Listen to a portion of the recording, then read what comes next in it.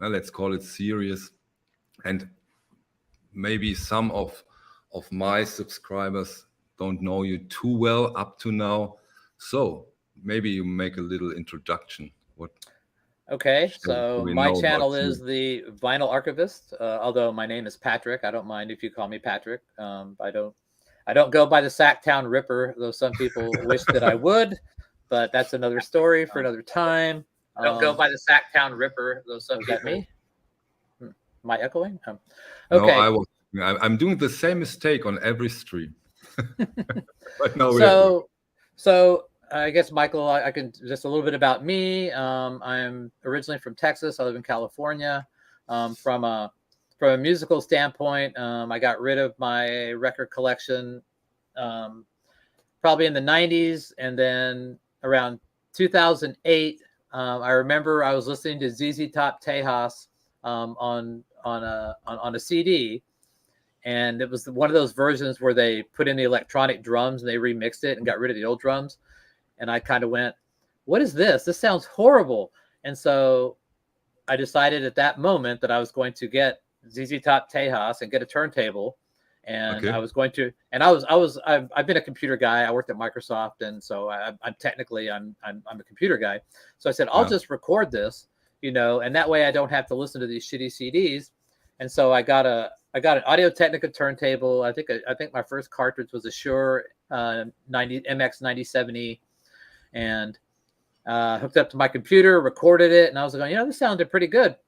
So I just started buying records again. I got a better turntable, and then that Upgrade-itis thing comes out. I bought a Clear Audio Emotion, was my first audiophile turntable, and then I got my Scoutmaster off Audiogon for my Scout, and then just went from there to there to there, and started making these vinyl rips. And I remember that there was a whole community of people that made these vinyl recordings, these underground communities, and so I joined those, and I learned about those sites, and then I just became very prolific. And so over the last 13 years, I would probably say that, not trying to brag, but I'd probably say that I'm the most prolific vinyl ripper that's ever been, and I think most people, even if you don't like me, you would have to agree with that point. There are some people who do not like me due to some things that happened years ago in that world.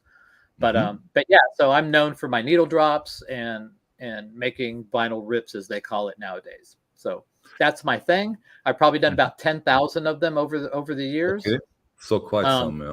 Yeah, people send me records from all over the world to digitize for them, which means I have access to stuff. That's not necessarily stuff I even listen to, but I mean, I have a lot of stuff that I've archived over the years so when we talk about pressings and stuff, I can go back and reference those things as I have all the versions of them.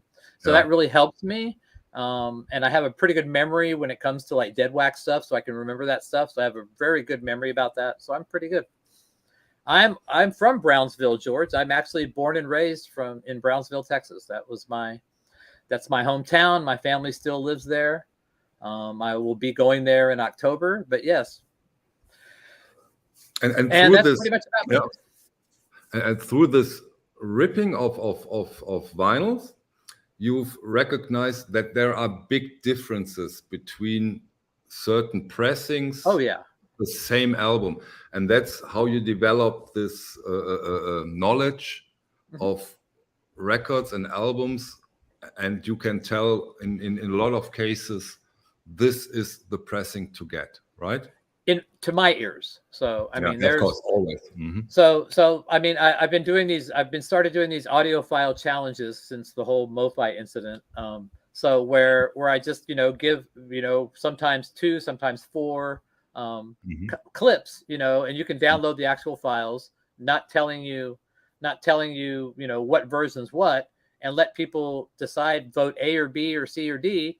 And it's very interesting, to hear, what I might think is the slam dunk winner obviously isn't, because other people have other things that they find pleasing in the music. So there's never a definitive anything. That word should never be used in a subjective discussion about pressings and music. No one should say this is the definitive pressing of this, because somebody else is going to tell you that they prefer something else. So nothing's ever definitive. It's like definitive to me or you, but not, there's no, broad it's scope. It's always an opinion. It's always taste. That's, I think, is out of the question. But is it safe to say that with an original, wait, we do something else. We have quite some people here, and maybe some of those people aren't that familiar with the terms we use today.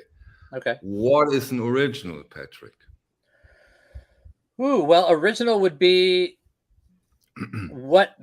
probably what the artist and the production company signed off on in the beginning of the day. So like for Led Zeppelin 1 would probably be, that's probably not a good example, because there's the US, there's the UK, and so in general terms, the original pressing is where the album was mixed, mastered, and first produced. That would be in general, what the original pressing is from the country of origin.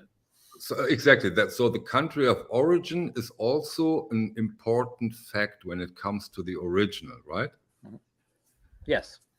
But is there not also, let's take Beatles?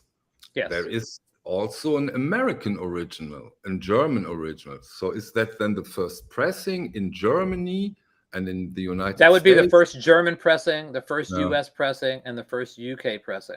So when you need to delineate that, then yes, there's definitely, So I mean, like, excellent point, the Beatles. Yes, there is a first US pressing, there is a first German pressing, and there's a first Japanese pressing. So which one you like is another story.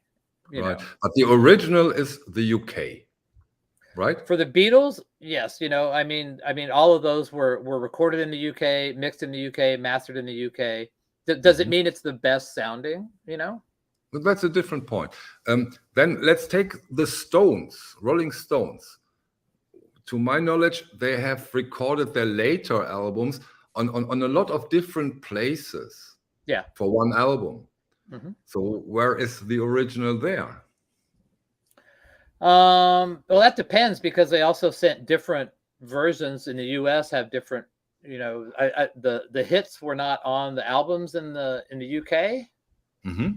So they had, I think they used EPs and singles for those, and then the US had totally different album running orders, which is why you have duplicates in the Rolling Stones in mono box set. So exactly. And then there is, you already mentioned that, this a terrible thing in my opinion, but a very, very important thing, the matrix. And what I find quite difficult when it comes to this matrix, that there are in a way no rules. They are different at least from label to label, right? Are there some points that are the same on every matrix? Well, I mean, like pressing plants, like Monarch will stamp, across the board. They have like the little circle with the MR in the dead wax, and that doesn't matter. That doesn't change from label to label. Columbia Santa Maria has the lazy S, across all different labels. So pressing plants generally stay there, and mastering engineers generally stay the same. They may change where they've been. Like Robert Ludwig worked at Sterling, he worked at Masterdisc, and George Marino never scribed his name. Never. So usually, if it's just Sterling in there, you can pretty much say it's a George Marino. George Piros had the @ symbol T with the GP. So most of those guys are pretty consistent. But some guys like Robert Ludwig stopped stamping his initials on the side 2 of his albums after a while, and then altogether after a while as well. So yeah, matrices are hit or miss. And I've seen some, so this is getting esoteric, but like the EMI, like Pink Floyd,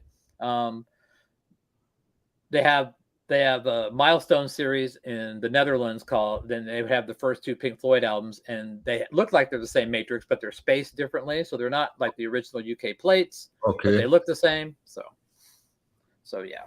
Anyway. So that gives us, in my opinion, a very good feeling of how complicated these things, this hunt for an original can get, right? Yes, the hunt can. I'm sorry, I'm reading the comments and someone's having a hard time with things. So someone's already complaining. So yeah. Okay. So what was the question again? Sorry. Yeah, this what you just talked about when it comes to the metrics. Yes. That shows how complicated and how deep, at least in the beginning, before we had our stuff like Discogs, these things have been, how difficult to hunt down a certain original, right? Yeah, I mean, you can get really esoteric. I mean, like so Capitol has their naming convention for, you know, for stampers and for matrices. I saw someone posted something about Columbia that actually simplified it. I think it was in the Steve Hoffman forums. I can't remember what it was, but it actually really simplified, you know, the 1A, 2A, 3A, you know, 4B, and that kind of stuff gets pretty jumbled for me. You know, yeah. I don't delve that deeply into that personally. But there is this 1A and 1B on the sides. Is that not not necessary to have an original, or can that be also other numbers and it's still an original? I think it depends on how new the actual stamper is, because you could have a 1A that was at the end of the run, you know, that had been pressed, you know, 700 times, and then you have a 1B that is the first. So you can sit there and say, all right, which one is better? So that leads us to the next question: hot stampers. Oh God. It really can get crazy. Have you ever?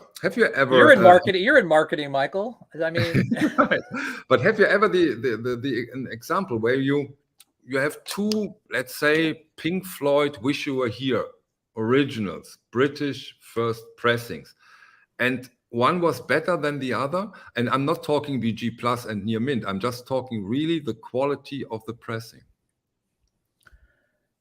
Of the same stamper or of the same? No, same stamper, because one was early, one was late. Is it hearable? Can you hear it? What would you say? I mean, I've had multiple copies of, like, I'll say Boston's first album, the 1A cut by Wally Traugott, you know, and I could play all three of them and I'm not hear a difference. If they're all pressed at the same pressing facility, that's just one example. So, I mean, there's some people that swear by the Tom Port hot stamper site. And I don't know if it's really a hot stamper or is that they actually just got a good pressing. You know, someone just said, all right, go get the Monarch 1A and that's your hot stamper, you know. So, okay. Yeah, Relayer is good. So, yes, Liam, that Relayer by Porky is good. Did they run the stampers in these, let's say, 70s, 80s longer than they do nowadays? What do you think? I don't know. I couldn't answer that. I do not have any of it. Stunty would be someone to ask about that kind of question. He would probably know more than anybody. Yeah, that's true. He knows quite something. Okay, now that we have done our introduction and first question round, maybe in the comment section, any questions? So there's a lot of questions. There have been a lot of questions. I haven't shitload of questions. Okay.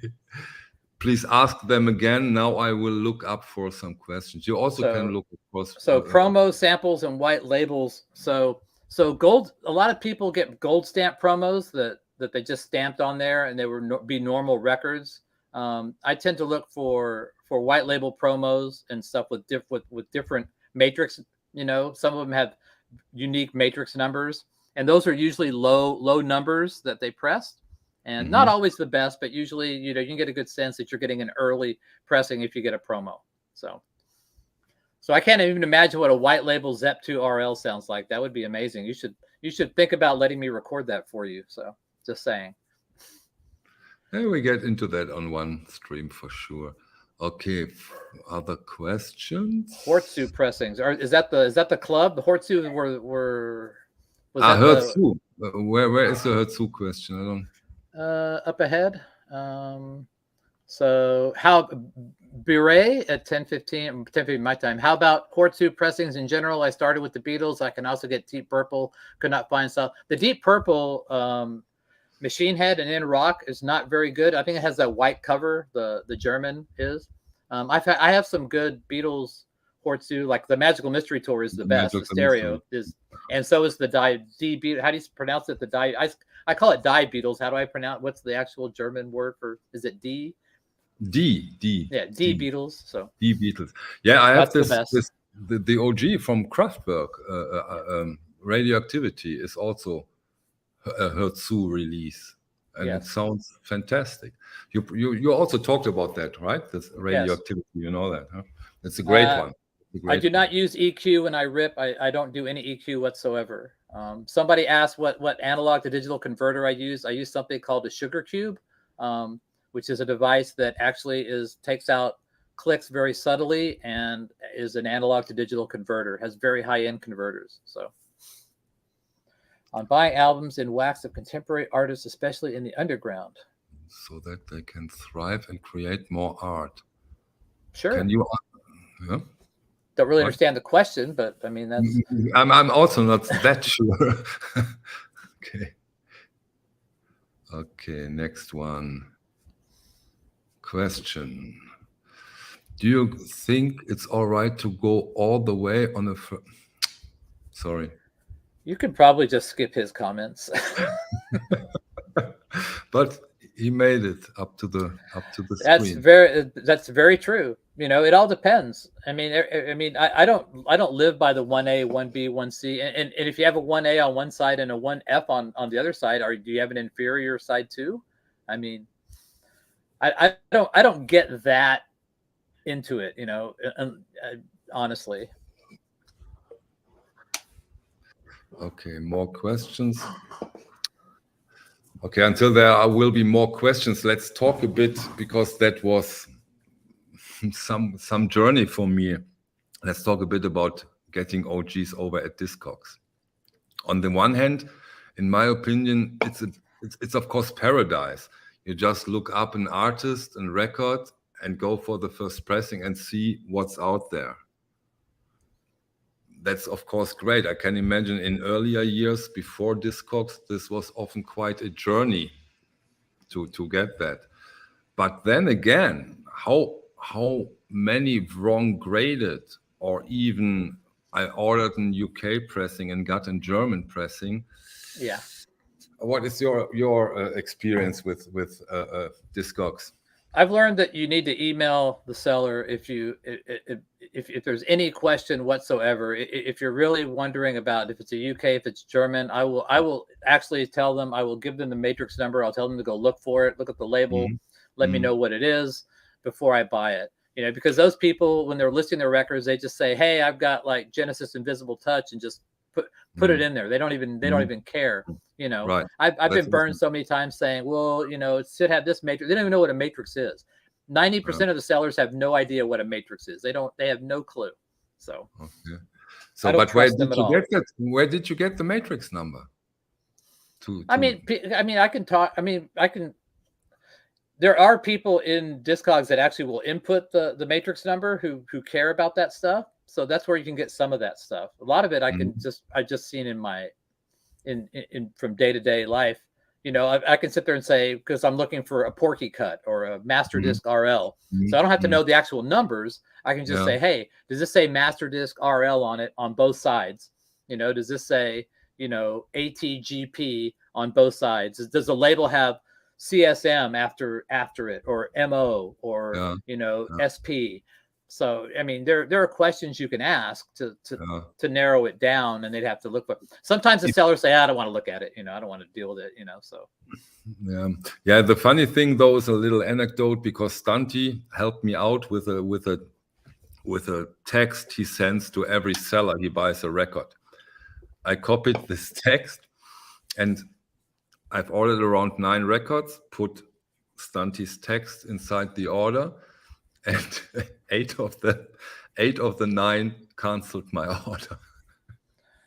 Yeah, I mean, ordered a physical graffiti from Discogs UK that turned out to be an Italian. Yeah, that happens a lot. You know, it happens a lot when you're buying, and most people, and then you get into grading, and you know, it's like, oh shit, you know. So what, you know, the UK sellers are known for being horrible graders. No offense to you UK sellers that are good, but in general, I think most people Aren't there most two people in the standards? UK will say that they don't grade well. But there are two standards, right? There's a gold standard, and then there is a British standard, right? Well, there's like gold mine standard, and then but I mean, just in general, people in the UK overgrade their records. They sit there and say a VG record is EX. Yeah, it's of course, Patrick. If you are a seller, it's tempting. Making out of VG Plus a near mint can be several $100. I always undergrade because I don't want to have to, get records returned to me. I mean, that's the worst. Once I get the money and I bank it, I don't want to have to worry about, okay, is someone going to return, so I've had over the years, I've had 3 records returned to me, and I've sold thousands of records. So okay. Yeah, on the long run, it's of course the better way of doing it. Also with a God, there's so many questions, and I feel like I'm just ignoring all these people here. It's like there's like a. Okay. Yeah, that's the point. For on the long run, when you find a seller and you can go back to him, this is of course the best thing that can happen to you in a way. No doubt about that. There's a lot of questions about the vinyl rip. So maybe sometime down the future we can do a stream where we focus on that. But I mean, for today, sure. I mean, it's like, I'm not blowing off your questions. I'm just trying to find my way here with Michael, and so. Okay. And so, what's the maximum running time on? You already. It's difficult to answer. What's the maximum? 12 minutes. I've never seen anything more than like 16. I don't think I've ever seen it on a 45 RPM. I don't. Well, no, there might have been a jazz title that went long that they couldn't split. Because they couldn't split the song. But 16 is quite something for a 45. Mm-hmm. Okay. I have backups of my rips. I have backups, and I have backups of the backups. So I have lots of backups. So more questions. You see those questions way faster than me, Patrick. If you see one. Yes, near mint should never be used as a grade. Mint should never be used as a grade unless it's sealed. But then it can get extremely wrong with some labels. I would never buy a sealed classic records. I can't recommend that. Buy open ones, because then the seller is also responsible for what's in it. Yeah, I don't like to buy sealed records at all. I mean, because then you have no recourse, Okay. Vinyl made sense in early days of digital. Nowadays, it's mostly about nostalgia and the fun. Agree? You want to start, Patrick, with answering that? I have my take later. I would say no. I mean, it depends. I mean, what are you talking about? New issues of vinyl? Or are you talking about people that collect original issues of vinyl? Or there's differences. I mean, for some people, it is just kind of a like a physical media thing where they don't want to stream. And yeah, and I think that it's of course a bit nostalgia, but there is a huge difference between physical medias and digital. I mean, my vinyl rips are digital, but it's the source and how they sound to me that makes it different. I can compare I can repair albums that I know were cut from digital with the digital download, and they sound different. So I have the Sugar Cube SC2 as well, and I never go more than level 3 on mine. Level 3 is the most I'll ever go. I've never even gone to 4 or 5. I mean, I tested it with higher ones, but at that I start to notice a difference. So, but yes, I have the Sugar Cube SC2, which has been a godsend for me.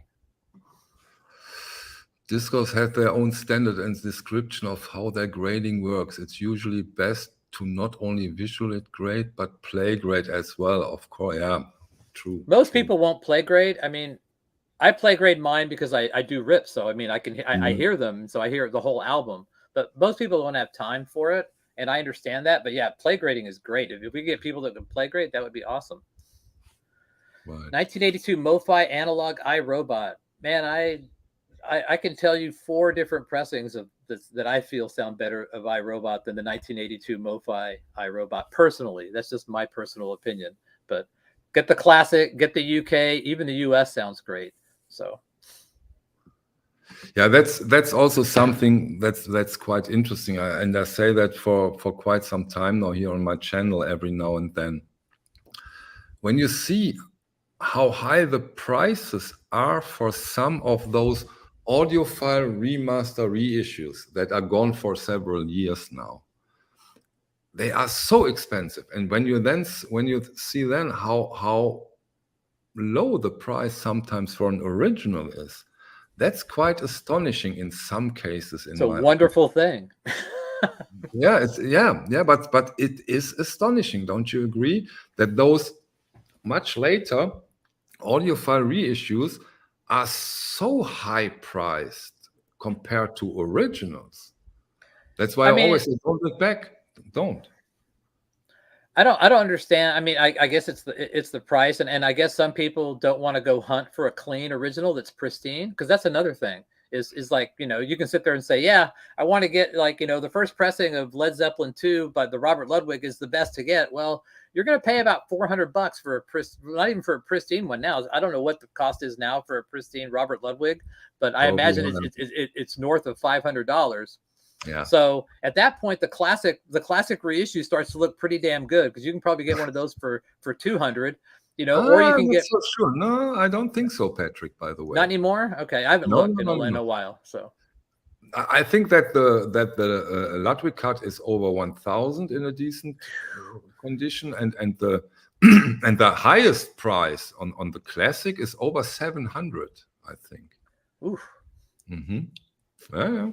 Is there a good sounding version of UFO Force-It? Yeah, the UK UFO Force-It without the blurred cover is really good. I think the German's pretty good too. And somebody asked about the plangent process. I haven't heard the plangent Grateful Dead issues, but I have the Bruce Springsteen box set that was done with the plangent process, and those sound excellent. Excellent, yeah. The first one sounds excellent. I haven't heard. I haven't really listened to the second one. I totally dislike. I haven't listened to the second one, but I have the first one, and it's great. Yeah. The first one has been done on the plangent process. I didn't know that. Yeah. Okay. Yeah, what I've heard so far from with the plangent process is really good. It's really good. I can totally agree with that. Yeah, I mean, so about the Led Zeppelin. I mean, it's hard to find a pristine copy of certain titles, you know, like Black Sabbath. All right, you're going to pay like $300 for a UK Vertigo Swirl, an original UK. You know, you can go out and get a nice reissue for $40. You know, is it going to sound, you know, better than the UK Vertigo Swirl? Probably not to most people's ears. But how are you going to find one? You know, if you're in Wichita, Kansas, I don't think you're going to be finding a Black Sabbath Vertigo Swirl every day, you know, go hanging on the wall at your local antique mall. You know, I mean, that's. Yeah, and there is also you did me this great favor on one of your sessions when you play a record on who's next. Then there is this secret knowledge. Sometimes titles uses the same metal parts because they send them from place to place, so that you don't have to go to the very expensive British original. You also can take the German or the French or the US, because they have the same, right? The secret to that is that you can go. One thing that people don't realize, I think, is you can go to Discogs and there's an advanced search feature where you can actually do a search for matrices. So you can actually plug in, like, you can go find the original UK matrix, like for Who's Next, I think it's like MG128889 and MG12888. You can put that in there and do a search, and it will show you all of the titles that match that in the dead wax. So I was like, for me, if I put in like KPG at CA, which is Kevin Gray at Coherent Audio, if you put that in the matrix and do a search, you can find all the records that Kevin Gray on Discogs that Kevin Gray's ever mastered. And you say, oh shit, I didn't know he did that. I found tons of records that I didn't know Kevin Gray did just by doing something like that. You can type in Master Disc RL, and get all the Robert Ludwigs, you know. And so those little things you can do, like for Black Sabbath, you can go put in the matrix for Black Sabbath's first album in there, and you can find out that the South African, the Israeli, you know, there's the Australian, you know, all these other countries got the same parts and pressed these records. Led Zeppelin, Houses of the Holy, Portugal. Portugal got the Houses of the Holy that George Peckham mastered, which is impossible to find in the UK. Both sides with Porky and Peckham, but Portugal got them, and they're semi-available. You know, so I didn't know that until I put that in Discogs. Yeah. So that has changed now, Patrick. You know, people. I mean, it was funny. I do these live streams on my channel, you know, and where we just sit there and we bullshit like this, but people were telling me, like, don't tell people this stuff, because, you know, don't say this, you know, don't tell people. It's like Iron Maiden, like people are looking for Iron Maiden. Russian Iron Maiden. Yeah, the Russian Iron Maidens. People are like, oh, don't tell them about the Russian Iron Maidens, for God's sake, you know. So yeah. Cat's out of the bag. Already have them, all is fine. Yeah. But this is really interesting stuff to teach, like you do now, the people how to get those titles. I mean, we all appreciate that, really, that you do that and share this knowledge, because buying expensive audiophile remaster is easy compared to this original stuff, or even more complicated, which is the best pressing, because you also have surprises. The Doors, maybe you agree, I think, because I had one time the pleasure listening to a Doors original and the 45 analog production. In my humble opinion, the analog production are really, really good. It's not. There's no better. There's no better, in my opinion, than the analog productions. And I have all originals. I have. Well, actually, I could. Hang on. So I have just here, you know, I've 3 Doors originals. 2 of them are sealed, you know, mono and stereo. I have all the DCCs. I have all those, every one of them, and the analog productions by far is the best.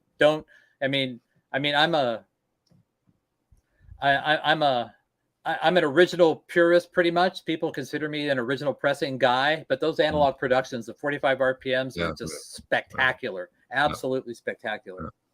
Yeah, I think they are. You have other information, Patrick? Because I think they are the. I think they are too. So someone asked what my equipment is. So this Chris Carson guy who was actually questioning some things. So I do have an equipment video, but just to go over real quick to see if I'm qualified. I have a VPI Scoutmaster. I have a Transfi Terminator linear air bearing tone arm. I have my VPI has the single motor flywheel with the 50-pound flywheel. I use 2 belts on my turntable. I have a Ginkgo platform. I have a Phoenix Engineering Roadrunner and Falcon to set the speed of my turntable. I have a Black Ice F150 phono preamp with 1960 Dutch Amperix tubes, and Sugar Cube SC2 is my analog to digital converter and is my declicker. I also manually declick records with my headphones and manually remove any noise and every stuff. I don't use any noise reduction across a file, no EQ, nothing. I don't do anything across an entire album ever. So there's that. So hopefully I passed the test, Chris. So there we go.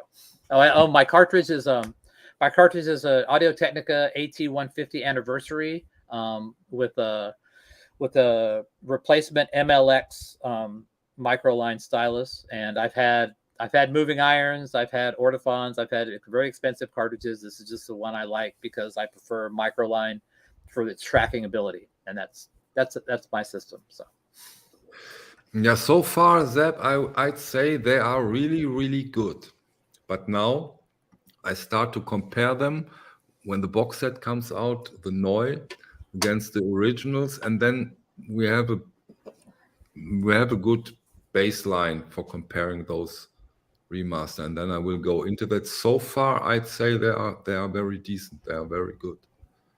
You get the Neubox, Patrick?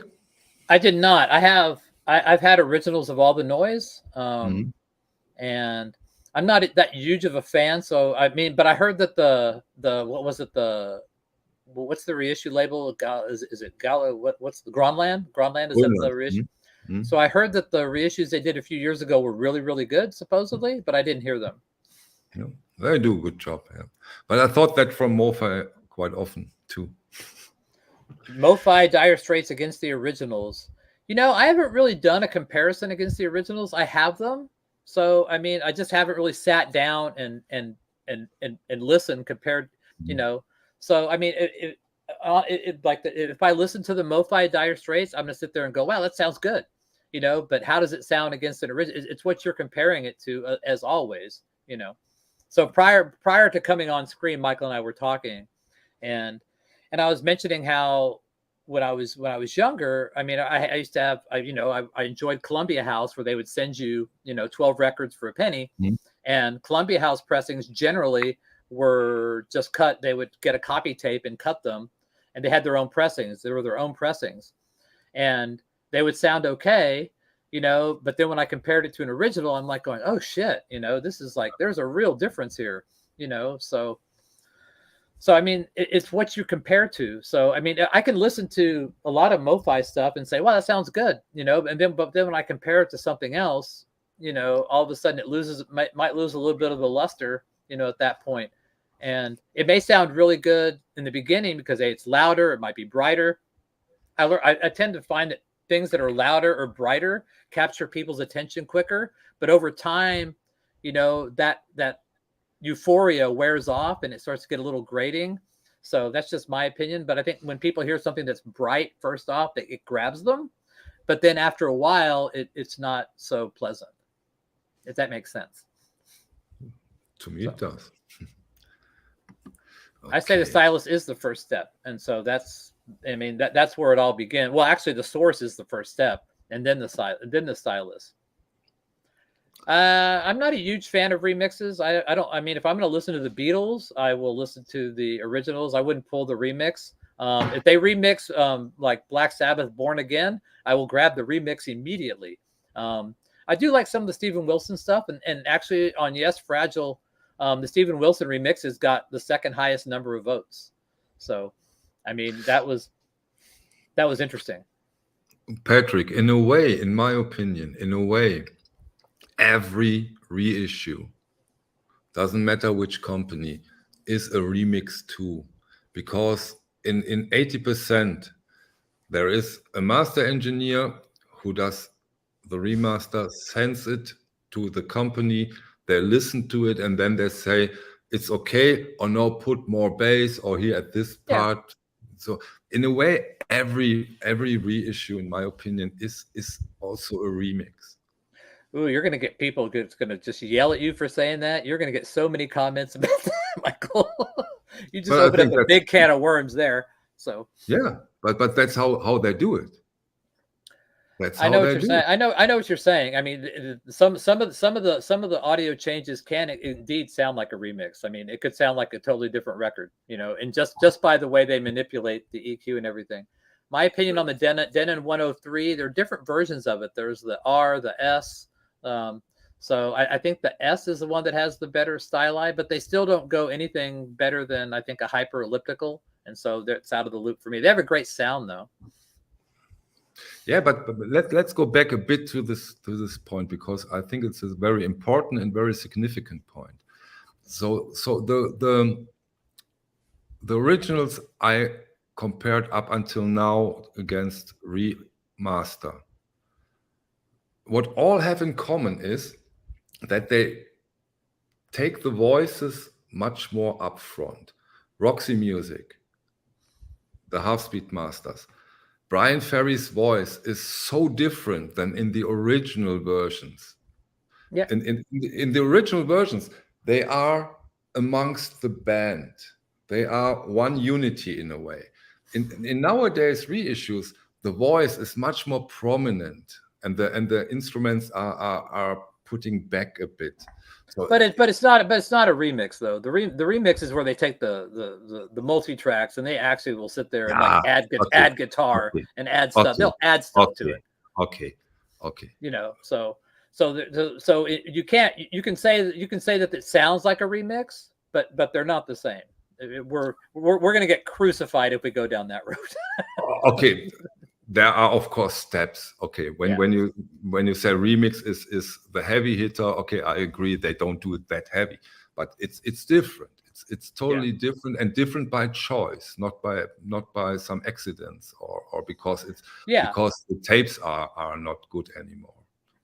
So I mean, I've never actually. I mean, someone like Mark, Project Gemini, would be able to speak more on the remix procedure. But I mean, I'm assuming, like, I know that Steven Wilson gets digital files of the multi-tracks of the individual instruments of the album, and he does his thing. You know, so I'm not sure.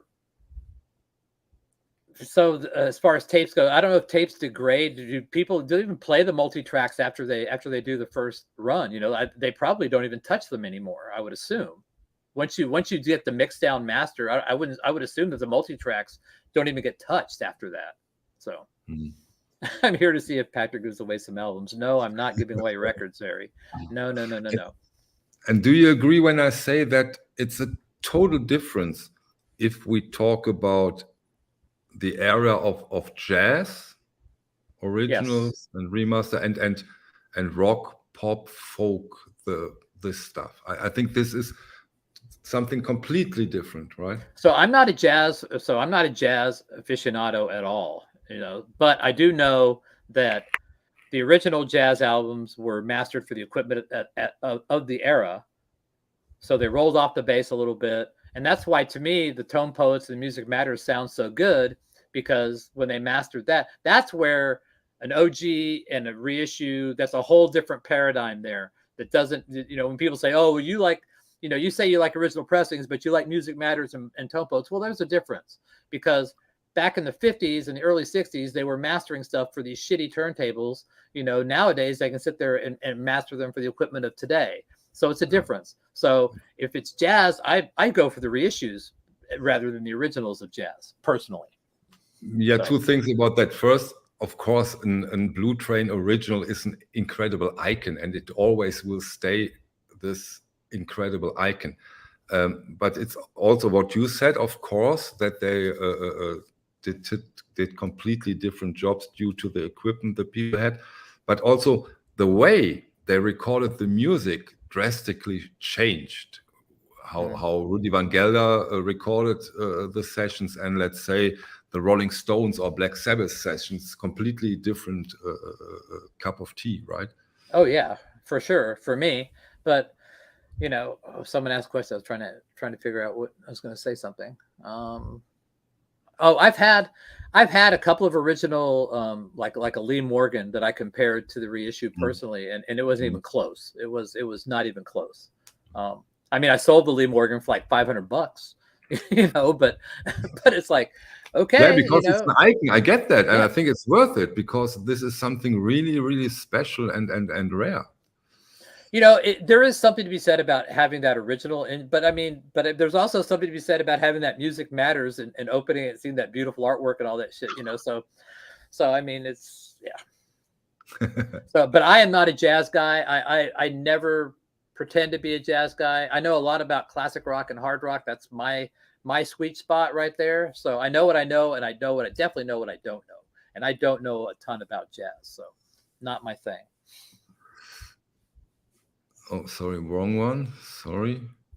This one I wanted to put up. Solid blue triangle is unreachable. I wouldn't go for the solid blue triangle anyway, personally, my opinion.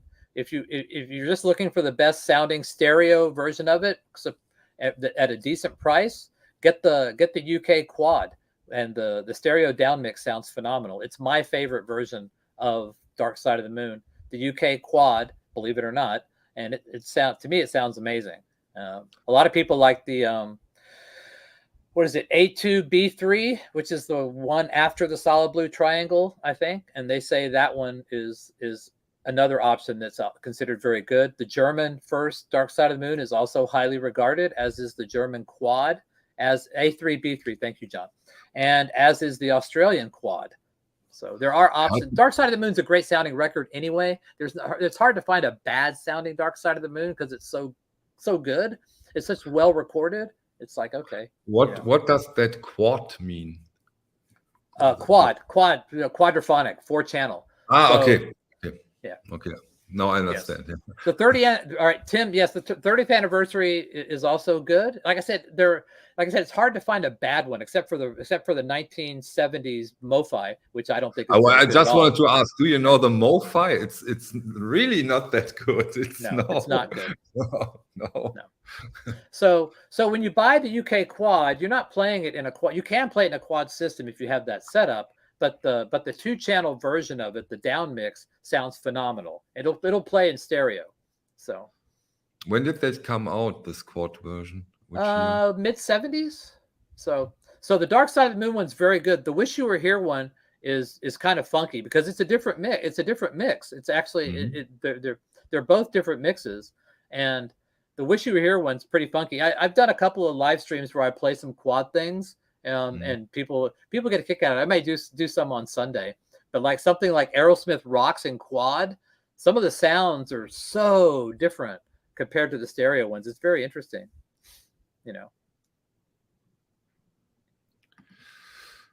Thank you. Okay. I mean, there's so many questions. Everyone's like asking these questions, and it's like really it's difficult. If you see one, just jump on them, Patrick. I'm slower than you because I have to translate in my head. Yeah. Sorry. So someone asked if I think that the Sugar Cube, which is a device that I use to capture my vinyl rips, is transparent. I would say that it's the most transparent device I've ever used of that type ever. And nobody has ever told me that they can tell it. Usually when you use a declicking device, it kind of softens the transients, and this one doesn't. This is the first time I've ever had anything that did not soften the transients. And I actually worked with some people.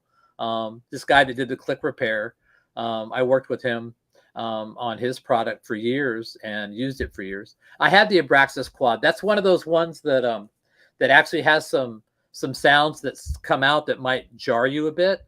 So I think I just recorded it recently, but yeah. I like a lot of quad pressings because they're kind of a different mix, and you usually get a really, really early stamper because they didn't press too many of them. I don't listen to tapes. I have a couple of reel-to-reels. I have a reel-to-reel. I have like a Pioneer RT707, and I don't really listen to it. Sugar Cube does not notch out frequencies. It's not mine does not have a denoiser, so to speak. So there's only one answer, right? I have the 2013. Yes. Yes. Why do people keep sealed records? That's one thing. Unless you're going to sell them, immediately. But I mean, whenever I see a sealed record that I buy, I feel like I'm liberating it. I'm letting it achieve its purpose when I open it. So. Yeah.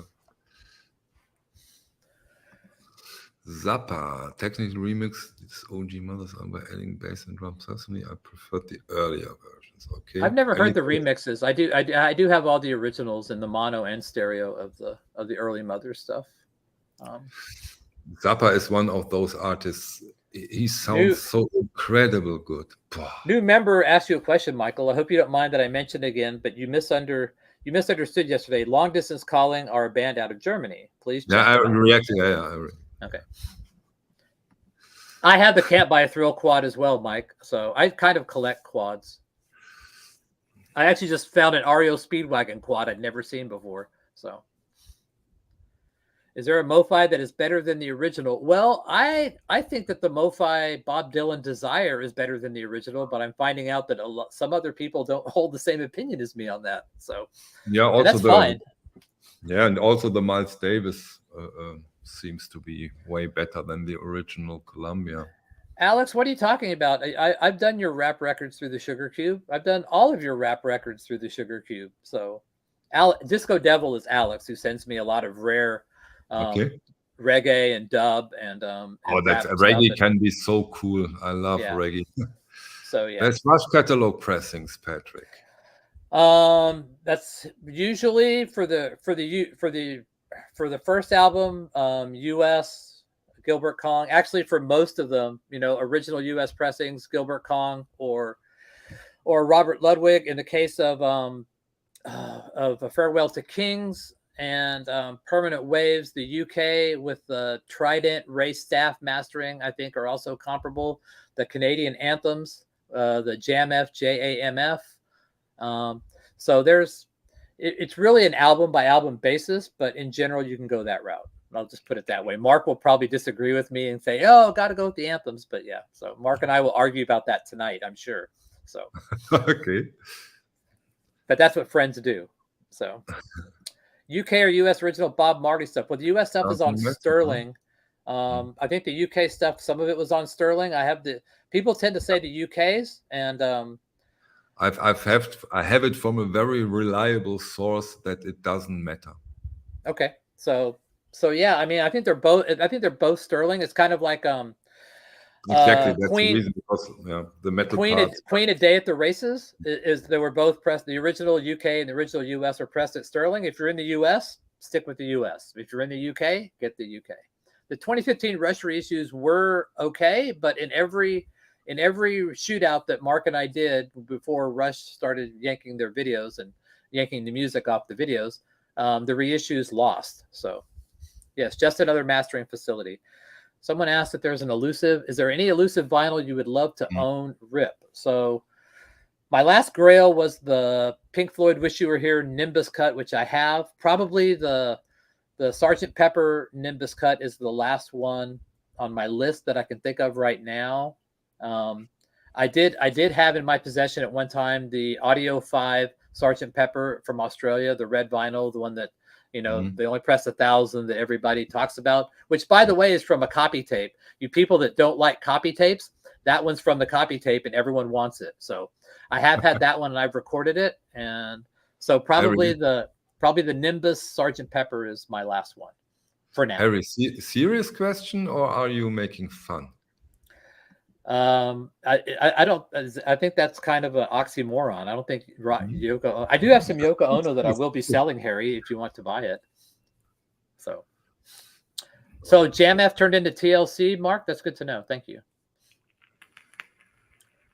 I do have some Prince Buster Jamaican 7-inches that I'm working on right now. So yeah. Here you have it. I don't know that much about the Cramps, honestly. That's not my thing. So I think Nick Pantazzi sent me an original Cramps a couple weeks ago. I just recorded it. It's the first Cramps I've ever had. So, what's your take on recycled vinyl, politically or sound-wise? You want to go? I don't know. I mean, I've seen recycled vinyl that I own that has little pieces of paper inside of it, you know, which is not good. So, what I've learned from Stunty is that he said that for recycled vinyl they use the vinyl that isn't a fall off, and not that they shred old records and make new of them. I don't know. I've seen pieces of paper inside recycled vinyl before. So. That's nice, isn't it? Yeah. No, I don't want part of a label that goes bump when it goes over there. Well, I'm like, yeah. So. Yeah, Creedence. That's a great question, Patrick. Oh, definitely the Analog Productions Absolute Originals box set, over and done. Although, if you are going to hunt down originals, look for the indented label and look for H in the Dead Wax for Hollywood, and those are the best original pressings to get. And if you can find a quad version of CCR Greatest Hits, get that because it sounds amazing. But you would say that the Analog Production once more did it, because I couldn't compare them. I have the box set, but I don't have any originals. You say it's okay to have the Analog Production? Mm-hmm. I mean, if you can get the Analog Productions, it's kind of like the Doors, you know, just get it, you know. Somebody asked Metal by Pink Floyd. The original UK, you don't have to get the A1, B1 that everyone talks about. Everyone says the A1, B1 sounds better. There's no difference to my ears than the A6, B6. So do not get the MoFi, in my opinion. For the amount of money you'll pay for the MoFi, you can get 2 UK medals. So valuable part of the info in the dead wax, probably the mastering engineer. For me, you're answering this question, right? Yeah, mastering engineer, and also the actual catalog number, because if I'm in South Africa and I see a Vertigo Swirl, like I picked up a Uriah Heep first album from South Africa, that has UK plates. So if I know what the plates are. Wait a second, Patrick. One question from my side. You say that the mastering engineer, but let's say you want to have a Revolver Beatles UK original. Okay, then I'd look at the dead wax. Doesn't matter. You're right. Well, unless Harry T. Moss cut it in the mid 70s. So yeah. HTM. But if we're going that route, then the matrix number, if you know the matrix number, if you know what to look for. So for Revolver, what is it? The mono, the -1 is the loud cut, and the -2. And if you're talking about stereo, then you want to talk about tube cut versus solid state cut. I don't want to go down that rabbit hole right now. So, but the tube cut, solid state cut of like Beatles pressings, then you need to know the matrix numbers. You need to know what the tube cuts were. Like for Beatles for Sale, the -1, that means it was cut on the all tube system. Anything after that was cut on the solid state system. So we can go. That's a whole nother rabbit hole. But that's very interesting. Wait a second. But both are original first pressings. Both were technically no. The original first pressings would have been the tube cuts up to Abbey Road. But they would mix and match some of them, so you can get a -1 and a -3 on the other side. So over time, you can water down original pressing to say, okay, is it the very first stamper, or is it is it 2A an original pressing still? I consider it original, So that's another good question. At what point does it become a reissue and not an original pressing? Yeah. So God, that's another wormhole you can get into, So it's very easy.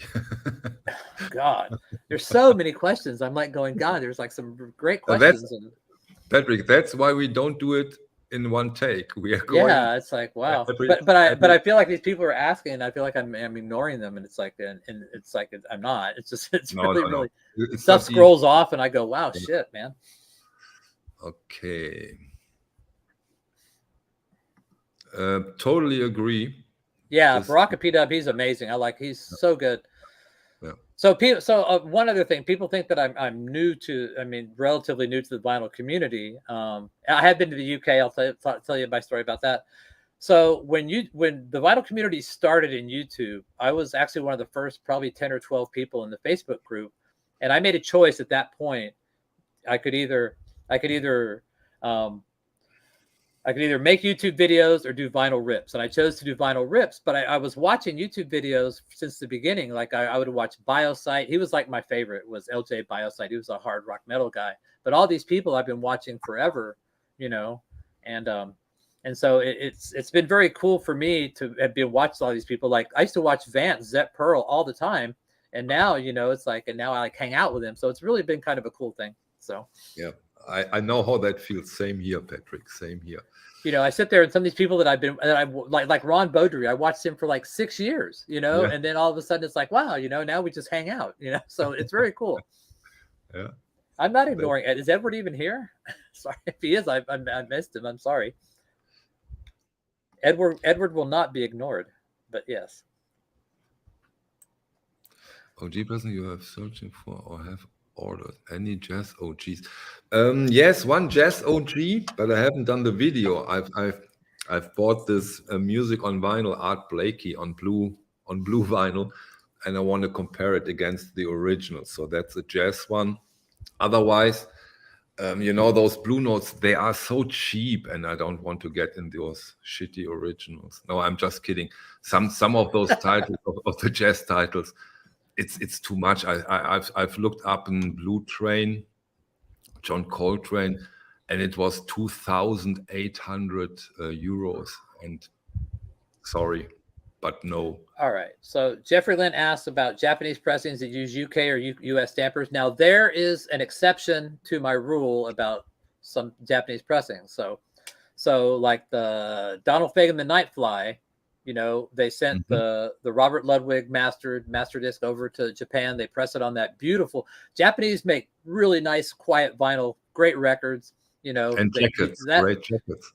And that sounds great. Same thing with like Led Zeppelin Into the Outdoor. It was mastered at Strawberry, but they sent those plates to Japan, and that thing sounds phenomenal, as good or better than my Monarch pressing. So yes, I'm all for Japanese pressings of when they get the plates, for sure. So I totally like colored vinyl. In most cases, it's great. Be careful with glow in the dark. Do they make glow in the dark vinyl? Yeah. So that's noisy. Yeah, Into the Outdoor, Jeffrey. I didn't know Burning Sky was Japanese. I'll have to go look that up. But that's another case where you can do the advanced search for Matrix in Discogs, and you can find the different stuff. That's how I found the Into the Outdoor by the Japanese pressing. What I call Japanese UK pressing. I put JUK when I do it. Was by doing the Discogs advanced search, which is a great thing. I think, Patrick, when it comes to those Japanese pressing, it's quite often the case that our Bob Ludwig, Kevin Gray, Bernie Grundman also did Japanese pressings. It's not. Yes, Kevin Gray did a whole series of Blue Note stuff that go for crazy money now. I wasn't even aware of. I think Lavelle is the one that turned me on to those. Lavelle, who's another great channel in the vinyl community. Lavelle Andrew, if you don't know who he is. So yeah, I mean, there's so many people here that know a lot, so it's really great to hang out with some of these people, someone like Stephen Schnee, or someone like, even though I don't listen to the same music as Stunty, the guy knows a lot about music, and John Bitbop Boom, another guy that knows so much, and I just like being around people that are passionate about music. That's what I like about this thing, so. Go through an LP, determine how is the best sounding press. It's not me that determines it, John. I mean, what happens is I record these vinyl rips and then I put them on my website, and people listen to them and they comment on them. Say, hey, I like this one better than that one. I don't like this one better than that one. This one sounds this sounds that. So it's not my real opinion. It's actually people that over the years have, and there's other people that do what I do as well. And so over the years, you've all discussed these different pressings that we've all recorded over the years. And so you can generally get a feel for which ones are considered to be the best sounding ones. No one ever really agrees all the time, but because there has been this community for the last 12 years of people like me that record these things and share them amongst each other, we can all hear the differences and come up with our own opinions. So yeah, and share what you do today, tonight. Share the knowledge, share our opinion, and in this way we accumulate so many knowledge together, and that's the great stuff about it. Yeah, I mean, I learned so much from everybody. I mean, so I mean, I learned stuff every day. I'm on these things, like I did that stream where I played that one album, and a guy that's in the band now was there, and all these people telling stories about bands that are similar to them that I'd never even heard of. And I'm like going, wow, okay. So I start buying records of bands that I've never heard of. So I don't know what mood is, so please answer this question. If you don't have an enormously expensive turntable audio, isn't this? No, it doesn't take expensive. You know what? I've heard recordings from people that have very modest systems that sound great. As long as your system has synergy and works well together and you have a good source, it all starts with what you're playing. If you're playing a great sounding record through a mediocre system, it's still going to sound okay. It's all about synergy. It's not about how much your stuff made. I've had some expensive cartridges that sounded like shit, so. Yeah, my personal take, at least up until now, when it comes German or UK OGs, at the moment I go with a state of origin. So I have the red wax. So when it's a German band like Neu or Kraftwerk, I go for the German OG. And when it's a British band, I go for the British OG. So far, with this vast knowledge of Patrick, this might change from case to case, because of a lot of the stuff we talk about right now, which is the best pressing. Is the remaster better than the OG? This is, when it comes to 70s, 80s, 90s, really a case to case. Yeah, definitely. So somebody asked, so I have ripped the greatest, the George Harrison, All Things Must Pass, red vinyl. I think I still have it. I need to, and I have the original UK. So that Japanese is actually really good. The actual All Things Must Pass Toshiba red vinyl is actually very good. I have a full set of the 1982 Beatles red wax vinyls. Some people love them. They're a little bassy, but some people love them all. Love them as well. I have a full set of those. Someone else asked something. What is your opinion? Needle drop samples over YouTube are not valid. I mean, I've heard people say that, and I mean, is a needle drop sample over YouTube audiophile quality? No, but can you tell the tonality differences between two samples? Yes, you can, and that's why I also include the actual 2496 files that you can download and play on your own. So.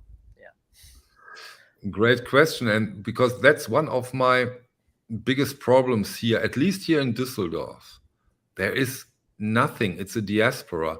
And the reason why I started my channel really is that being an audiophile vinyl collector is a really lonely hobby here in Düsseldorf. That really is lonely. And so that was one of the reasons I started this channel.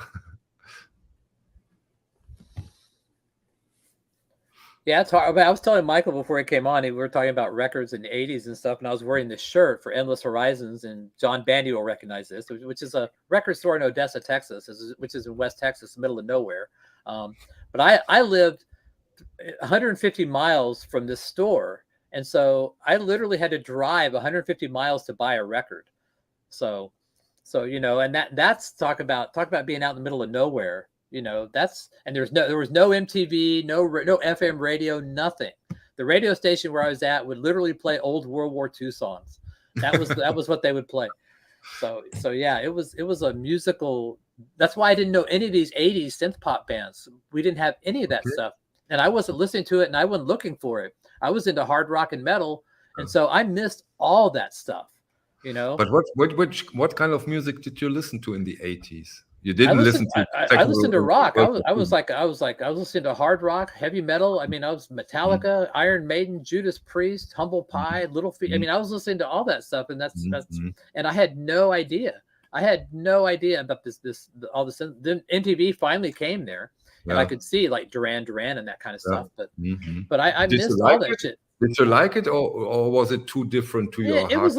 I didn't really appreciate it, till a little bit later. Once I didn't appreciate it till I actually had a system that could actually resolve it better, and I could actually appreciate it more, like the New Order stuff, and that's one of the cool things about doing what I do. People send me, all these records that I never would have even heard of. This guy from Scotland, John, sent me like a bunch of New Order and that Visage, or whatever you want to pronounce it, the magazine album that I played, all that kind of stuff that I never would have had access to. All right, somebody asked about Chris Bellman. The Chris Bellman Metallica cuts are excellent. I mean, you can actually get them and stop right there and say, okay, I don't need to go look for the $150 original Ride the Lightning. The Chris Bellman cuts of the Metallica stuff are fantastic, absolutely fantastic. So that was Metallica. Okay. And those Metallicas from Chris Bellman are available right now. Oh yeah, you can get them. And you'd say it's the same quality as the originals. It's comparable, yes. Oh, my UK. I spent 10 days in the UK after being in Italy, and I had 1 day to go record shopping, and I got on the tube and I went all over London. I ended up bringing home like 80 records in my bag, like stuffed. It was like I spent. It was a frantic shopping day for me. So yeah. Also, Stunty tells me all the time that Stockholm has to for used vinyl. Stockholm must be outstanding. Really, a lot of used record stores. Interesting. I've never been to Sweden, although we have a big office in Sweden. I should probably ask to go visit. Yeah, and probably here in Germany, Berlin. I can imagine Berlin will have good shops. Dusseldorf. How far is Dusseldorf from Berlin? 600. My son lives in Berlin. 640 kilometers. Oh, so that's a good ways. So yeah.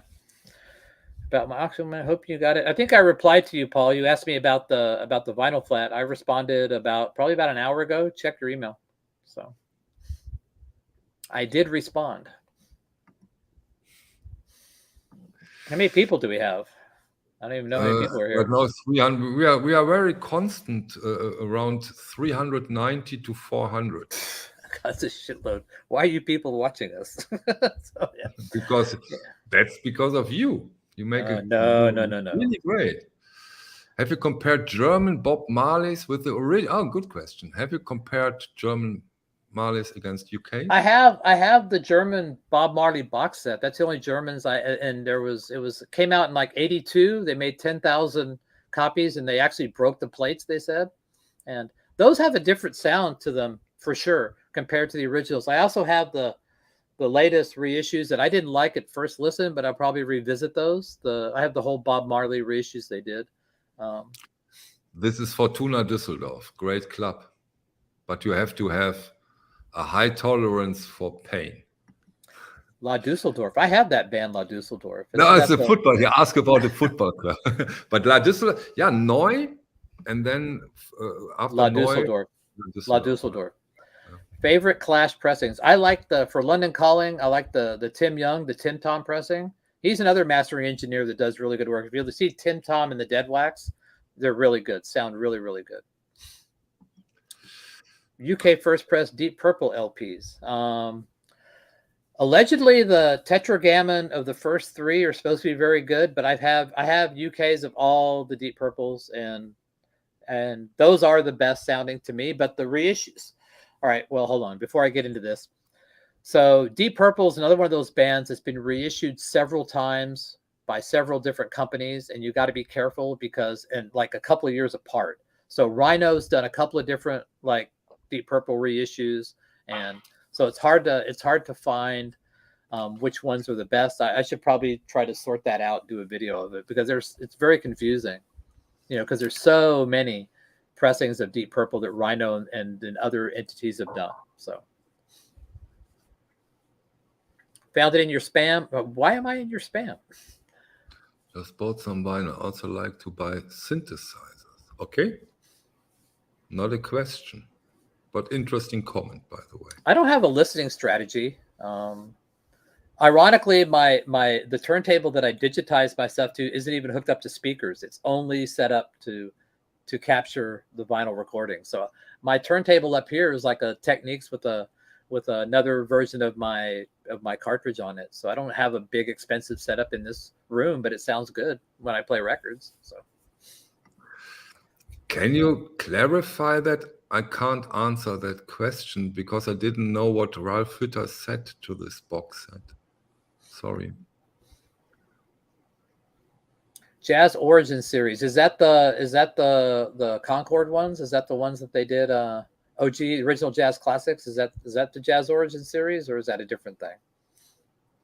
And I would agree that Foreigner 4, the OG and the MoFi are pretty much comparable. I would agree. Best Blue Note pressings, OGs, Music Matters Jazz.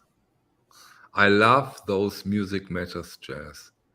I mean, this is if I have to decide which, because I also I organize my collection very often in labels. Which one do you can only choose one label? I think I would go for my Music Matters Jazz. Yeah, I mean that stuff. I mean, there's those things are just things of beauty. Yeah. Which pressing plant should we stay away from? Rainbow, rainbow, rainbow, rainbow. United. I'm so happy that United. you didn't say GZ, because I think GZ really got better and better and better in the last couple of months. For sure. That's why I don't. That's why when people sit there and no, I'm not going to go there. But I don't mind GZ. I've had some great sounding GZ stuff. That Rolling Stones in mono box set was pressed on GZ. It sounds phenomenal. So.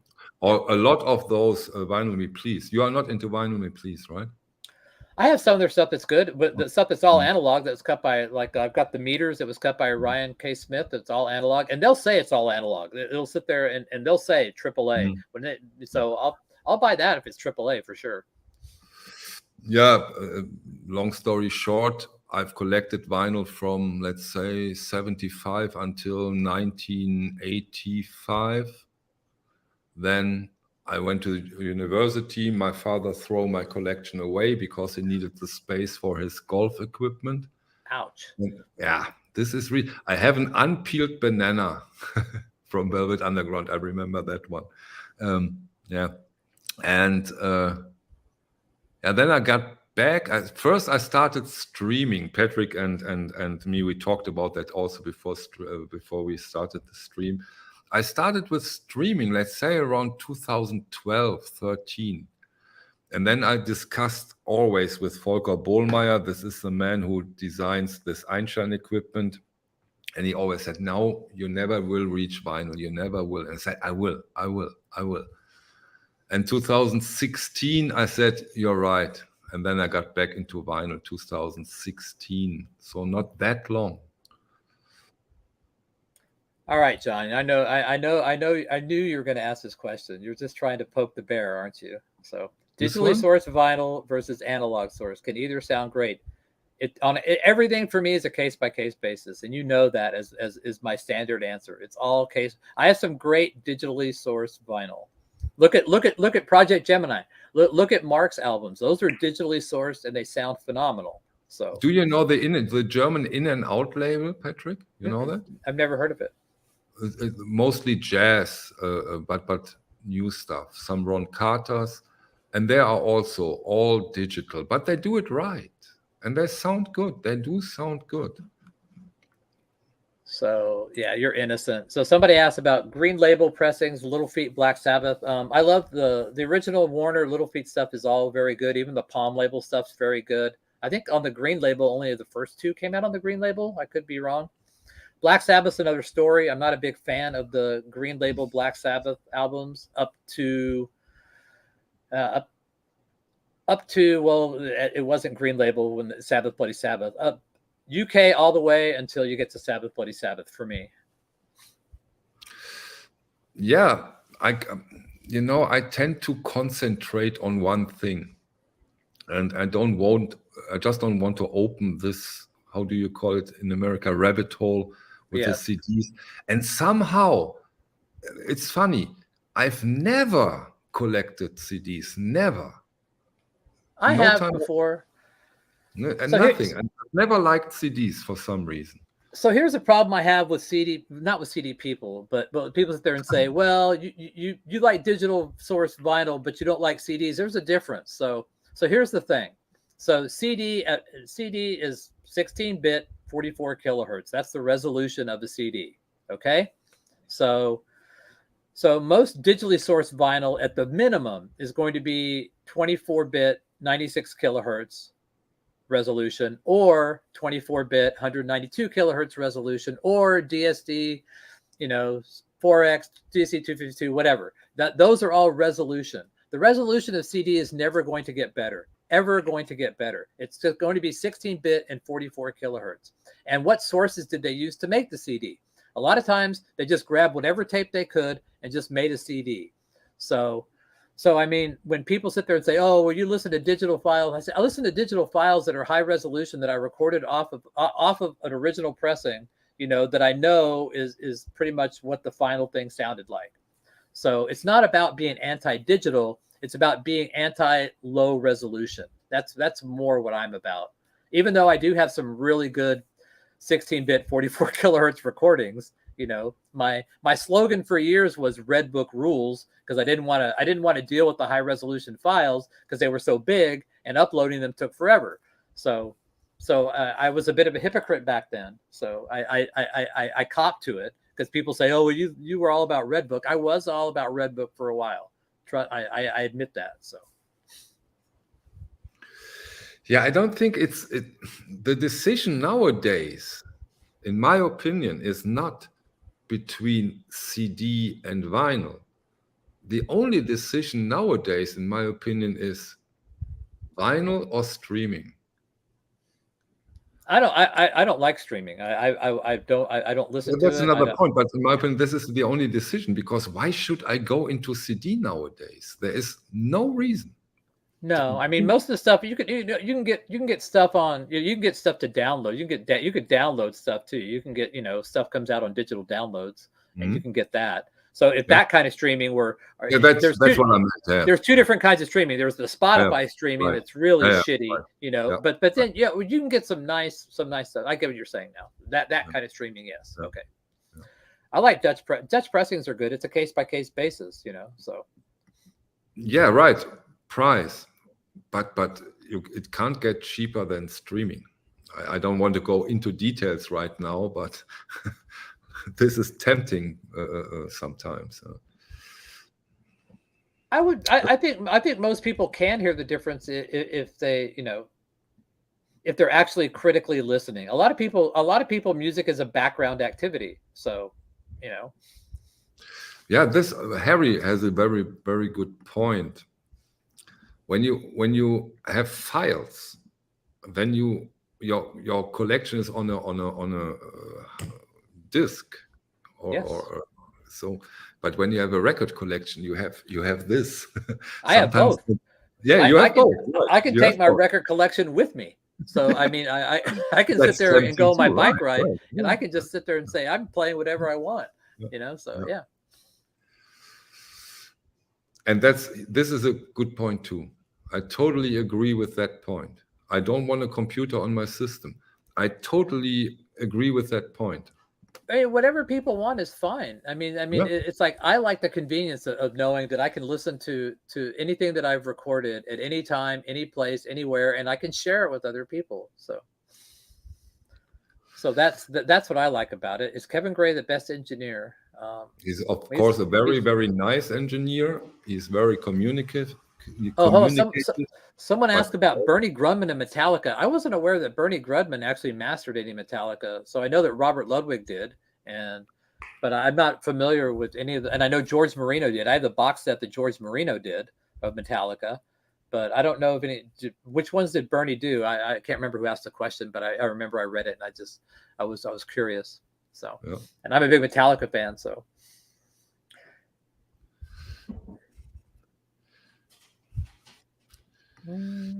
Patrick, the problem is the 5th and Fridays are my Saturday nights. That's the problem. Yeah, I imagine 5th and Friday is like 5 in the morning for you, 4 in the morning for you. Yeah. If you do it 3.5 hours, I can join for the rest of the show. I just bought records from Bandcamp. I bought like 4 or 5 Gearson pressings from Bandcamp. I enjoyed them. You are streaming if you're listening to the digital file in the backyard, Richie. Yes, that would technically be streaming. Hi, Richie. Yes, this Friday was a no 5th and Friday. I was very depressed. I was very upset. Reissue sounds fantastic, Patrick. Okay. Yes, it depends on which reissues though. There's only 3 that sound fantastic. The other ones on the Noteworthy label don't sound that great. Are the Elton John UK's on transparent vinyl the best? In general, yes. I don't. The DCC of Madman Across the Water is very good, but other than that, I would say up through Caribou, the translucent DJM pressings are the best. Some people really like the Speaker's Corner, Elton John, Goodbye Yellow Brick Road. I have that, but it depends on what you want. Funny thing with Speaker's Corner, by the way, in America, I have a feeling that Speaker's Corner is very, very very high regarded. The Americans really do. In Germany, it's not the case, by the way. Really? No, not so high as in the United States. But they're all analog. Yeah, they are all analog, but they did something with. And most of them are cut by William Mackey. Yeah, but they did some huge mistake with a French jazz record. Impex put this record out too. I'm blanking out here with the name.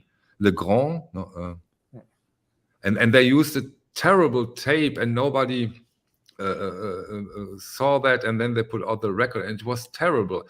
And nobody in Germany ever said, "Okay, Forget about it. No. It's like you're done. It's like, you're blackballed.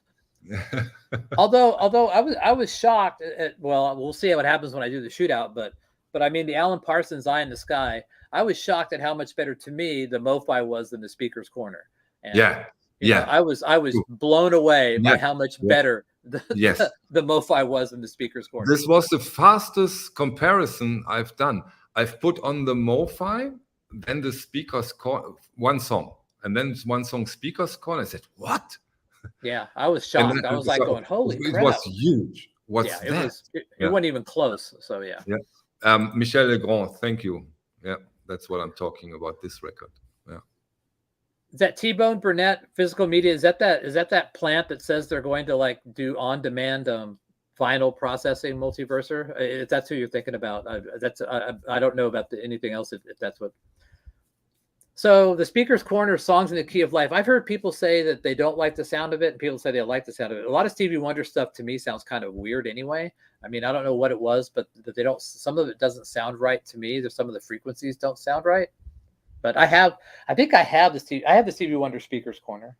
So not any new news, but still rumored on several places who are usually very, very well informed, and so it has a larger likelihood, this Revolver box set. I do love the Speaker's Corner, Lou Reed, and Yeah. I have a favorite old audiophile label. Most of the old audiophile labels to me sounded horrible. Like the CBS Master Sounds were horrible. Some of the A&M audiophiles, I think the Supertramps were okay. Some of the Sticks were okay. Nautilus. What's your take on classic records? But the classic records, come on, there sometimes are really good. Don't you agree? Classic records. That's a whole different story. That's like he's talking about 70s and 80s. That kind of stuff. So yeah, those are the old school audiophile. I mean, I've got those. I got those that Teldec Steely Dan Gaucho, and then I showed the Olivia Newton-John physical, the Teldec, but they only had like 5 or 6 titles on that one, and those were good. Sheffield Lab stuff is supposed to be very, very good. I have the DCC of Carr's Greatest Hits, and I have not compared it to an OG. Friday music stuff is hit or miss for me. I'll get the Kevin Gray stuff, but even the Kevin Gray stuff, like the Montrose first album on Friday Music that Kevin Gray did, is horrible. I'd like to ask him at some point what tape he had for, or what the source was for that, because it's really bad, and I can't imagine it was Kevin Gray's fault. So I like the Dynaflex Transformer. I like the Speaker's Corner. I haven't done a direct comparison. By the way, Patrick, Dynaflex. I never had a problem with Dynaflex. No. I'm not talking about problems, but Dynaflex is this a word? What does Dynaflex means? Where does that name comes from? I know comes from right here. Yeah, I get it, but it's flexing. Yeah, but this is a made-up name by the VC, isn't it? Okay. No, it says Dynaflex right on the label. Okay. They called it Dyna. It was marketed as Dynaflex. Okay, thanks for clearing that one up. Okay. Yeah, it was a thing. It wasn't made up by us. It was okay. Yeah, it was a thing. It's crazy. Oh, someone sent me the T-Bone Burnett article. Okay. I listened to Dark Side of the Moon in 2022. I listen to Dark Side of the Moon all the time. So not all the time, but yeah. Okay. How many GS are a Dynaflex? GS. Is that, I don't know who GS is. I'm confused. But yeah. Best mastering and pressing in Canada. Best pressing of what? So there's Sweet Thunder, A&M are rare but good. Yeah, the Supertramp stuff. I have the Supertramp and the Stick stuff. I think I have a Police and Yada Mandata on the A&M audio file. So yeah, I got it. Multiverser, thank you. I have not listened to Kings of Leon on vinyl. Dynaflex is patented.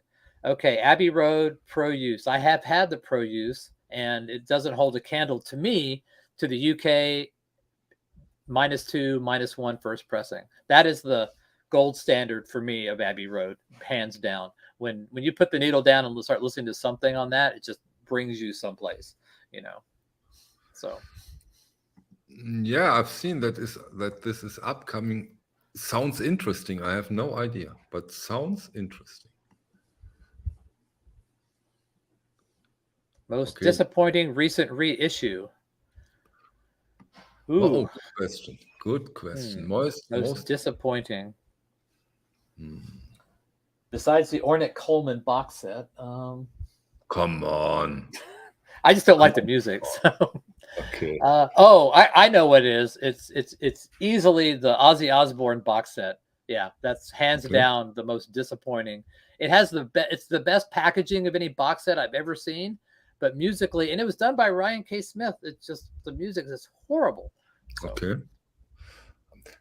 Yeah, I'd love to say, but it's not so recent. I was very disappointed by the Half Speed Masters Sade box set. That one wasn't great either. But it's not. It's 1.5 years, I think, or 1 year ago. Yeah, but some of those Sades are impossible to get. I mean, those are right. I mean, the audio fidelities are really good, and this is this 90s problem, Patrick. Oh yeah, because they didn't. Yeah. I want to buy an original from Wish, The Cure. Yeah, good luck, have fun. My God, 200, 300 bucks. Someone sent me an OG. I think maybe Nick Pantazzi did that I did recently. I have the late 70s Beatle German DMM white vinyl white album. I have that, and it does sound good. Not as good as the UK 1978 white vinyl, but the German direct metal mastered is very good. Tim. Okay, Patrick, we said we would never ever do more than 90 minutes, but as it is so Queen box set is not good, so so boring. Let's give it another 15. Okay. Okay. Queen box set, I would agree with you, Richie, is not very good as well. I know Melinda Murphy might be mad at me for saying that, but yeah.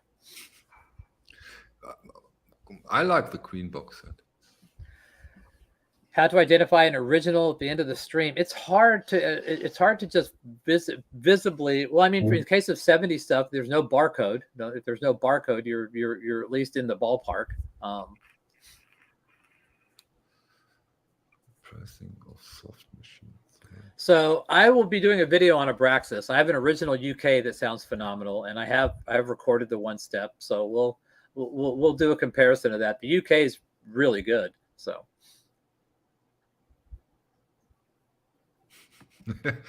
Good question, Harry. Rachel does have that Queen box set, but conversely, some of those titles in there, to get a clean copy original is going to cost you a lot of money. So, no, but some of but the later stuff is almost impossible to find of Sade. The early 90s stuff is really, really. I have heard 90s. The 90s Ramones, is always. Yeah, the Ramones box set's really good. I think if I have done a record in the 90s, it also would be going for 300 bucks. Every record in the 90s is so expensive. It's strange. But on the other hand, they only did a few, I can imagine. Yes, the UK Abraxas is all analog on CBS it's the first pressing, the first UK pressing. I have listened to the STP core, and the STP core music on vinyl sounded very good. Here we go. Important question, especially when it comes to used vinyl. You start. Yes. I currently use, I have 2 Humming Gurus. One is for cleaning with chemicals, and the other one is for a rinse. I use Ilfotol, ILFOTOL, as my wetting agent detergent, and Turgitol S9 mixed together with deionized water. And that's what I do. My Humming Guru washes and dries, and I used to scrub. If something's really dirty, I'll go out in the garage and I'll manually scrub it for a while. But I haven't had that problem for quite some time. I just use the Humming Guru. Yeah. What's not true? I use the still the audio desk, but the main difference nowadays is when I get a new record, I clean it 1 minute, 2 minutes, and then dry it. Now with the used records, I do it 10 to 15 minutes. Someone said something I said was bollocks. I'm trying to figure out what it was that I said that was wrong. So Don't go Michael Fremer on me and jump on the bad comments. No, I'm not. I'm just curious what he thought. He said not true. The Vinyl Archivist. That is bollocks. Rock and Roll said it. What exactly did I say that's untrue? Because I mean, I could have very well said something that's untrue. The Humming Guru is also with ultrasound, Patrick. Yes, it is. It's an ultrasonic. 16-bit 44 is not way bit. No, it's not. No, so no, what I said was not bollocks. What you're saying is bollocks, but I'm not gonna. You can have your opinion and I'll have mine, and we'll just have a beer somewhere down the road. So that's fine. If you want to go that route, you go that route. I fought that battle with many a person already. I'm done with that battle. So I think so. Yeah, I have a VPI. I have a VPI vacuum. I haven't used that in so long. It's not even funny. So yeah. Yes, you do need a cleaner. Yes, I think cleaning records is not so stupid. I have an ultrasonic to clean my stylus too, Jazz Bums. So yes, I have one of those too, and it's from Germany. It's the Flux Hi-Fi. So yeah, and what I've learned from Volker Bohlmeier, first I thought he makes fun of me, but you also can use very, very fine. What's the English word? You know, paper with sand on it. Sandpaper. Yeah, sandpaper. Thank you. A lot of people use those magic erasers. They're like spongy, but they're like sandpaper. But those can leave little fibers on your stylus. If you get like a jeweler's loop that's lighted, that's what I do. It's like a 20x loop. You can see what your stylus looks like. I'm onto them. I have had OG Faust LPs. I've done recordings of I think the first 4 OGs, like the clear vinyl one that came out originally. I've done that one. Wow. Yeah, that's hard to get. Yeah, that's hard to get. Also, do you have Florian and the third Kraftwerk album? It's Kraftwerk 1, Kraftwerk 2, and Florian and Ralph and Florian. Yes, I have that one. Yeah, I played a track off that the other day, I think. Yeah. It's so hard to get. It's around $700 right now. Really, for Rolf and Florian? Yeah. Wow. How much is the first green? What was the first one? The green pylon or the orange pylon? There's like the. It's a green and an orange, but I think the first one is a green. I have a 50-50 chance now. So, but those are not that expensive. The third there's a UK twofer you can get on Vertigo of the first 2. That's actually pretty good too. Really? Okay. Yeah, it's on Vertigo. It's a blue cover. I have it in my closet, but yeah. Well, you should have a 24/7 of What About Blue. I know. I mean, it's easy to just go on and on and on about stuff. So yes, I have Tangerine Dream. I have quite a few Klaus Schulze and Tangerine Dreams. Not my favorite stuff, but yeah. Mm-hmm. His latest album, Deus Arrakis, is a fantastic album, by the way. Did you get that? Which one? Deus Arrakis from Schulze. I have not. Someone sent me, what's that? Moon? What is it called? So Moon Dawn, I think it is. So John sent me Moon Dawn. That's the latest one that I've listened to is Moon Dawn. Okay. So yeah. Yeah, if you say 2 for 3 times, wax will appear. So let's not do that. So, yeah. I do love Rob, so I just had an auction with Rob. So just kidding. I put cleaning fluids in my Humming Guru, and I've had no problems whatsoever at all. And the Van Halen originals sound loud and great, and those are the ones I know and love. But the Chris Bellmans are actually pretty good too. So if you can't find originals, get the Chris Bellman Van Halen reissues. So yeah, the blue cover Kraftwerk, is that the twofer left break? I think that is. Yeah, he was great. Okay. So I don't hold on. Someone asked about Riga. I've never had a Riga Ania cartridge or an Exact, but I do know someone who makes vinyl rips with an Ania moving coil cartridge, and they sound very good. So, I mean, I think those are excellent. So. Ooh, someone's heard the upcoming Ashra reissues. I wonder how they compare to the. I might get one just to compare to the original. Yeah, me too. I've already ordered the OGs. I hope they come next week, and then I can't wait to compare those. I really can't wait because Ashra Temple is fantastic band.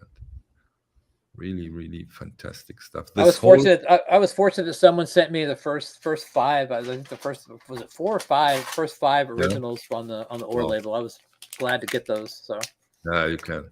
It's a fantastic label. Have you digged into the history of this label, about the guy who did this, who went totally crazy and on LSD and vanished for 10 years?